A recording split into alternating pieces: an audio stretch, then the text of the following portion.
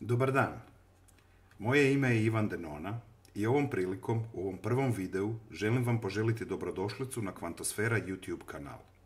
Ovaj kanal je osnovan s namjerom da na njemu prikažemo načine percipiranja određenih aspekata i načine kroz koje pojedinac može naučiti i uvježbati sposobnosti da ovlada tehnikama percipiranja i generiranja namjernog načina razmišljanja, namjernog načina osjećanja te namjernog načina ponašanja. Jer će pojedinac koji svoju osobnost razvija sa takvim tehnikama postati osoba koja će brže i lakše prevazilaziti sebe i okolnosti u svom životu, te će kao takav generirati viša stanja svijesti uslijed kojih će moći pomoći drugima da postignu stanja u kojima će sa više pozitivne svjetlosti biti oni članovi društva koji doprinose svjetskom miru svojim osobnim ustrojem i koji harmoniju u vanjskom svijetu smatraju svojom osobnom odgovornošću. Jer svatko tko shvati da je svako jutro u mogućnosti čvrsto odlučiti tko želi biti, da li želi biti neko tko promatra ljubav i ljepotu u svom životu i istraje u toj odluci kroz dan, iznimno je vrijedan i koristan član društva, jer sa svojom frekvencijom stvara preduvjete za postizanje veće životne radosti koja je važna za dobrobit svih. Naša namjera je također i iskoristiti modernu znanost kao jezik koji će pomoći ljudima da shvate duhovne principe, odnosno osnovu iz koje potiče sve što jest. Naša namjera je također obavijestiti što je moguće veći broj ljudi o mogućnostima tog intelektualnog razumijevanja, te nakon toga načine za mentalno uvježbavanje takvog načina postojanja, jer jednom kad pojedinac shvati o čemu se zapravo radi, preostaje mu odgovor na samo jedno pitanje, a to je koliko je spreman zasukati rukave. Što to znači? Koliko je pojedinac spreman biti fokusiran na mogućnosti umjesto na ograničenja, te koliko je spreman u svom životu demonstrirati način postojanja koji radi za dobrobit svih. Kad kažem harmoniju u vanjskom svijetu, važno je na početku shvatiti da svatko od nas postoji istovremeno u dva svijeta. U unutarnjem svijetu koji je svijet misli, osjećaja, vjerovanja, svijet svjesnosti, percipiranja i reakcija, te u vanjskom svijetu koji je svijet okolnosti i situacija, svijet u kojem imamo interakciju sa materijom i sa fizikalnim oblicima života. Oba svijeta funkcioniraju po točno određenim kozmičkim zakonitostima, ali nas u školama uglavnom uče zakonima koji vrijede u vanjskom svijetu.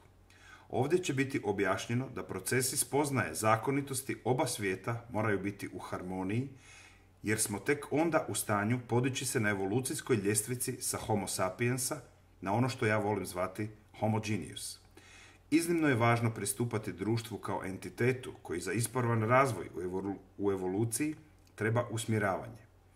Prvo svatko osobno, a zatim kolektivno. To je kao da sadimo stablo. Ako ne uklanjamo korov u vrtu svog uma i ako ne usmjeravamo njegove grane, moglo bi se desiti da se evolucijski srozamo, da umjesto na Homo geniusa stagniramo na Homo erectusa, koji ne vodi računa o ostvarenju svog punog potencijala, nego udovoljava samo nagonima koji ga održavaju na primitivnoj razini. Viša razina postojanja također nalaže da shvatimo razliku između života u reakciji i života u kreaciji. Jer kad smo mi ti koji obraćamo pažnju na to o čemu razmišljamo, mi tada unosimo korekciju u taj način razmišljanja i to razmišljanje postupno postaje namjerno. A kada razmišljamo namjerno, automatski i osjećamo namjerno, jer ne možemo o nečemu razmišljati da istovremeno to ne osjećamo. Kada razmišljamo i osjećamo namjerno, namjerno se i ponašamo. I tada je naše ponašanje u skladu sa našim namjerama. Tada je rad našeg uma u skladu sa našim emocijama, to jest rad našeg uma je u koherenciji sa radom našeg srca. Tada nas okolnosti u vanjskom svijetu više ne čine da živimo u reakciji, nego smo mi ti koji stvaramo okolnosti. Izvjestan broj ljudi ne obraća pažnju na ono o čemu razmišlja, nego po defaultu jednostavno samo razmišljaju. Sve promatraju iz prvog lica i ta percepcija ih čini da žive u reakciji. Stvari postaju mnogo jasnije kad čovjek na putu svoje promjene počne trenirati dugotrajan i stabilan fokus, jer tada kroz vlastita empirijska iskustva dobiva dokaze o promjenama u svom tijelu i u svojem okruženju.